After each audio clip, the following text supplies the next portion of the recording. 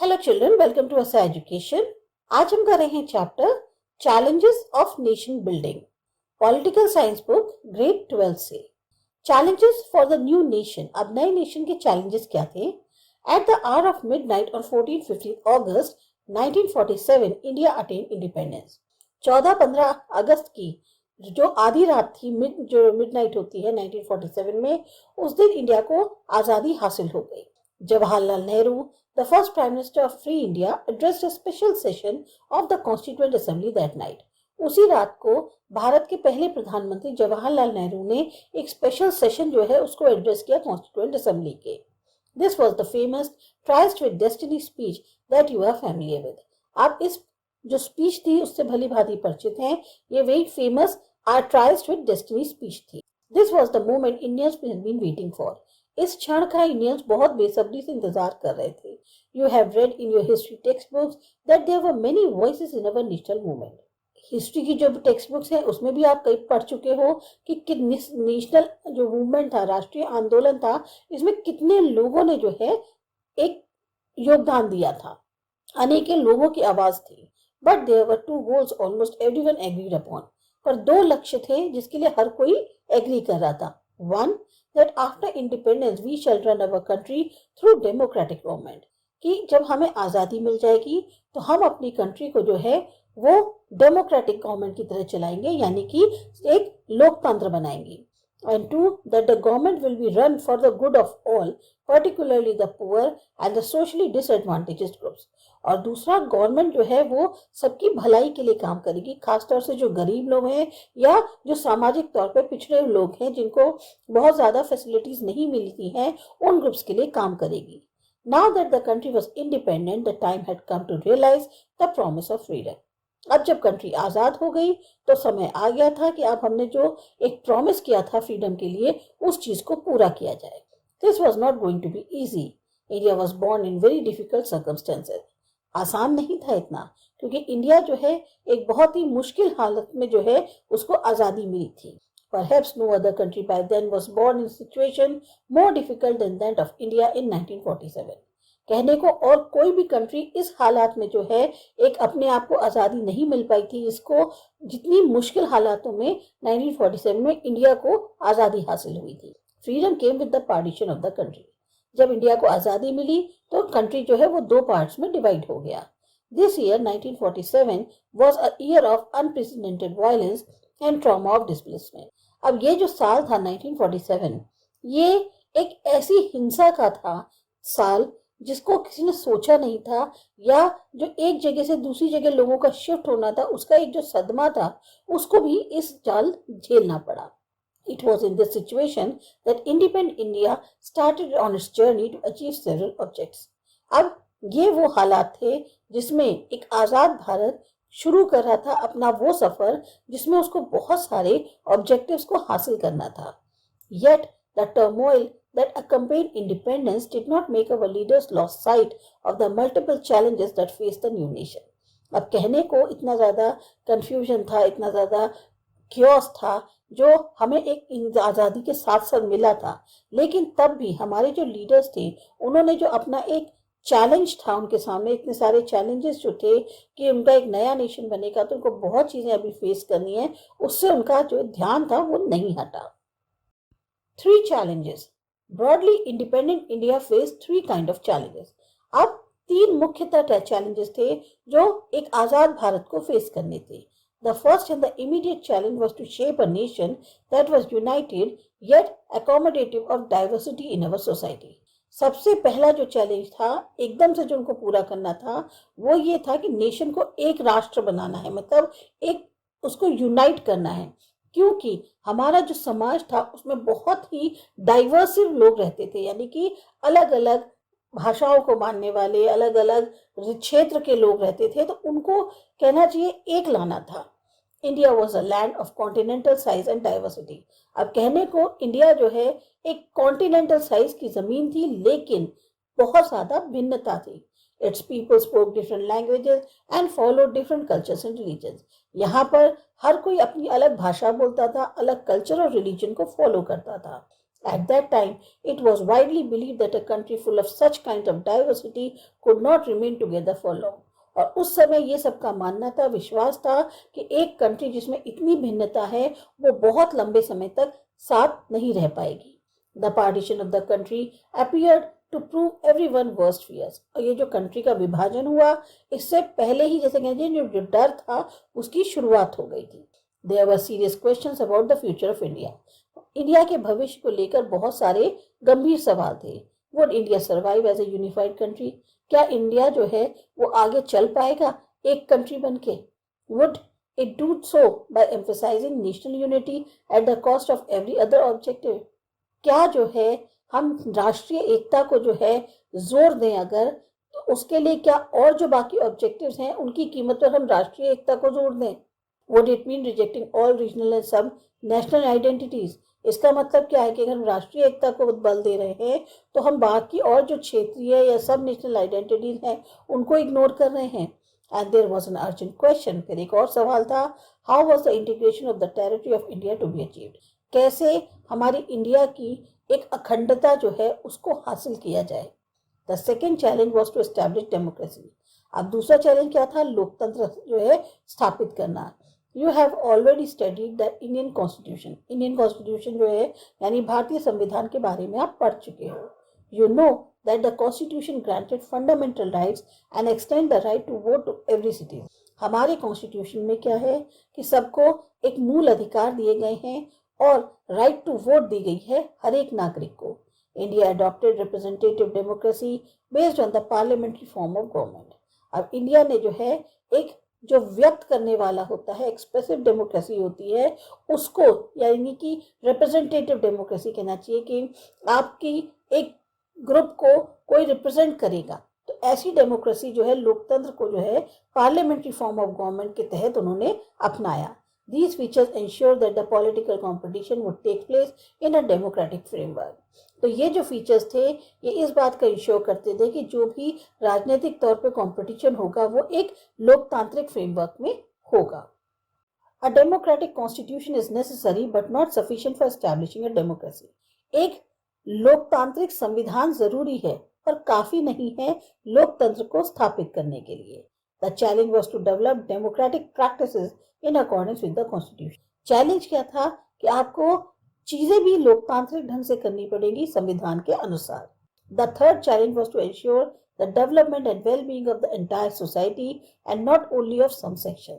तीसरा चैलेंज ये था कि आपको डेवलपमेंट करना है, सबकी समाज की सबकी भलाई के बारे में सोचना है, मतलब पूरे समाज की भलाई के बारे में सोचना है, ना कि सिर्फ कुछ सेक्शंस के. Here again the constitution clearly laid down the principle of equality and special protection to socially disadvantaged groups and religious and cultural communities.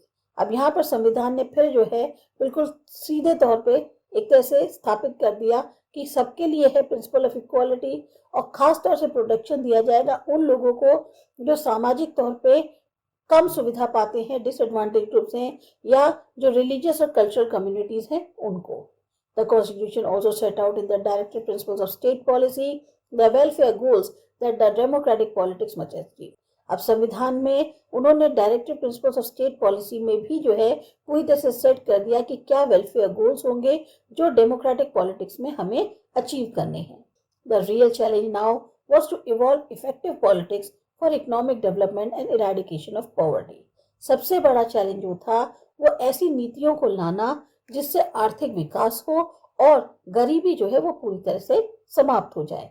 How did independent India respond to these challenges? अब जो हमारा independent India था उसने इन challenges को कैसे respond किया? To what extent did India succeed in achieving the various objectives set out by the constitution? किस हद तक इंडिया सफल हो पाई उन अलग अलग ऑब्जेक्टिव्स को हासिल करने में जो कॉन्स्टिट्यूशन द्वारा सेट किए गए थे. This entire book is an attempt to respond to these questions. तो हमारी ये पूरी बुक जो है एक तरह से कोशिश है कि हम इन सवालों का जवाब दे सकें. The book tells us the story of politics in India since independence so as to equip you to develop your own answers to big questions like these. अब पूरी बुक में आपको पॉलिटिक्स की जो स्टोरी है इंडिया के अंदर उसके बारे में बताया जाएगा इंडिपेंडेंस से, ताकि आप खुद अपने आंसर्स जो हैं इन बड़े बड़े क्वेश्चंस के ढूंढ पाओ. In the first 3 chapters, we look at how the three challenges mentioned above were faced in the early years after independence. पहले 3 चैप्टर्स में हम उन 3 चैलेंजेस की जिनका जिक्र किया गया था शुरुआती दौर में इंडिपेंडेंस के बाद जिनको फेस करना पड़ा उसके बारे में बताएंगे. In this chapter we focus on the first challenge of nation building that occupied center stage in the years immediately after independence. इस चैप्टर में हम सबसे पहले फर्स्ट चैलेंज जो नेशन बिल्डिंग का था जिसका एक तरह से इंडिपेंडेंस मिलने के बाद मुख्यतः सेंटर स्टेज जो है हमारा यही मेन फोकस था कि हम नेशन को कैसे बिल्डअप करें. तो इस चैलेंज पे ज़्यादा फोकस करेंगे. We begin by looking the events that form the context of independence. सबसे पहले हम उन घटनाओं को देखते हैं जिसकी वजह से इंडिपेंडेंस हासिल हुई. This can help us understand why the issue of national unity and security become a primary challenge at the time of independence. इससे हमें ये समझने की एक तरह से हेल्प मिलेगी कि क्यों जो मुद्दे थे नेशनल यूनिटी और सिक्योरिटी के वो सबसे बड़े चैलेंज बन गए इंडिपेंडेंस के टाइम पर. We shall then see how India chose to shape itself into a nation united by a sharp history and common destiny. फिर हम देखेंगे कि किस तरह से इंडिया ने अपने आप को एक नेशन के तौर पे शक्ल दी जिसमें वो हमारी जो एकता थी वो हमारी हिस्ट्री और जो हमारी एक कहते हैं ना कॉमन डेस्टिनी है उसकी मदद से जो है यूनाइट करी गई. This unity had to reflect the aspirations of people across the different regions and deal with the disparities that existed among regions and different sections of the people.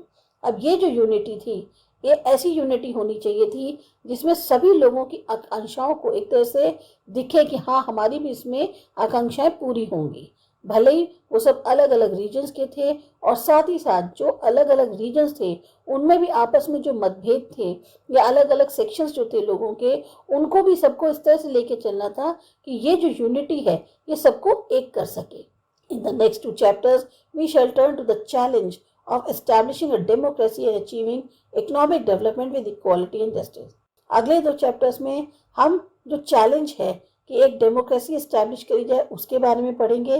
साथ ही साथ किस तरह से हम अपना आर्थिक तौर पर विकास कर सकें इक्वालिटी और जस्टिस के साथ उस चीज़ों के बारे में भी बात करेंगे. These 3 stamps were issued in 1950 to mark the first Republic Day on 26 January 1950. यहाँ पर जो 3 स्टैम्प्स दी गई हैं ये बेसिकली बताती हैं कि 1950 में पहला रिपब्लिक डे जब मनाया गया था 26 जनवरी को उसको दर्शाने के लिए है. What do the images on these stamps tell you about the challenges of the new republic? अब इन स्टैम्प्स पर जो इमेजेस बनी हैं वो क्या बताती हैं किस तरह के चैलेंजेस फेस करने पड़े थे इस नए रिपब्लिक को. If you were asked to design these stamps in 1950, which images would you have chosen? और अगर आपसे कहा जाता कि इन स्टैम्प्स के लिए आप डिज़ाइन करो 1950 में तो आप कौन सी इमेजेस को चुनते. ये मोहम्मद अली जिन्ना के द्वारा बोला गया है. We should begin to work in that spirit and in course of time all augularities of the majority and minority communities, the Hindu community and the Muslim community, because even as regards Muslim you have Pathans, Punjabis, Shias, Sunnis and so on, and among the Hindus you have Brahmins, Vaishnavas, Khatris and also Bengalis, Madrasis and so on, will vanish. हमें काम की शुरुआत उस spirit से करनी चाहिए. नहीं तो क्या होगा कि समय के साथ साथ ये जो एंगल्स हैं मेजॉरिटी और माइनॉरिटी कम्युनिटीज़ के या हिंदू और मुस्लिम कम्युनिटी के, क्योंकि अगर हम मुस्लिम्स की बात करें तो आपके पास पठान्स भी हैं, पंजाबीज हैं, शियाज हैं, सुन्नीज हैं. ऐसे ही हिंदूज में ब्राह्मण्स हैं, वैष्णव्स हैं, खत्रीज हैं, यहाँ तक कि बंगालीज हैं, मद्रासीज हैं. ये सब गायब हो जाएंगे. You are free to go to your temples, you are free to go to your mosque or to any other place of worship in the state of Pakistan. आप पूरी तरह से आज़ाद हैं. आप आज़ाद हैं कि आप मंदिर जा सकते हैं. आप आज़ाद हैं कि आप मस्जिद जा सकते हैं या फिर किसी ऐसी जगह पे जहां आप वर्शिप करना चाहें पाकिस्तान के अंदर. You may belong to any religion or caste or creed that has nothing to do with the business of the state. आप किसी भी रिलीजन को, कास्ट को, क्रीड को बिलोंग कर सकते हो. उसका स्टेट बिजनेस से कोई लेना देना नहीं है. अब ये जवाहरलाल नेहरू द्वारा कहा गया. We have a Muslim minority who are so large in number that they can not even if they want go anywhere else. हमारे यहाँ मुस्लिम माइनॉरिटी है पर वो इतनी ज़्यादा संख्या में है कि वो अगर चाहे भी तो वो कहीं और नहीं जा सकते. That is a basic fact about which there can be no argument. और ये एक बेसिक फैक्ट है जिसके बारे में कोई आर्ग्यूमेंट नहीं किया जा सकता। Whatever the provocation from Pakistan and whatever the indignities and horrors inflicted on non-Muslims there, we have got to deal with this minority in a civilized manner. Pakistan से कितना भी ज़्यादा प्रोवोक किया जाए या कितनी भी ज़्यादा उनकी जैसे कहते हैं ना इंडिग्निटीज करी जाए, हॉरर किए जाए नॉन मुस्लिम्स पे, वहाँ पर हमें जो है इस माइनॉरिटी के साथ यहाँ पर सिविलाइज तरीके से ही डील करना होगा। We must give them security and the rights of the citizens in a democratic state. हमें इन्हें सिक्योरिटी भी देनी है और जो नागरिक के हक हैं वो भी देने हैं डेमोक्रेटिक स्टेट के अंदर। If we fail to do so we shall have a festering sore which will eventually poison the whole body politics and probably destroy it। और अगर हम इसे करने में नाकाम रहे तो ये एक तरह से घाव में पस की तरह होगा जो पूरी बॉडी को जो है पॉइजन कर देगा और हो सकता है खत्म भी कर दे।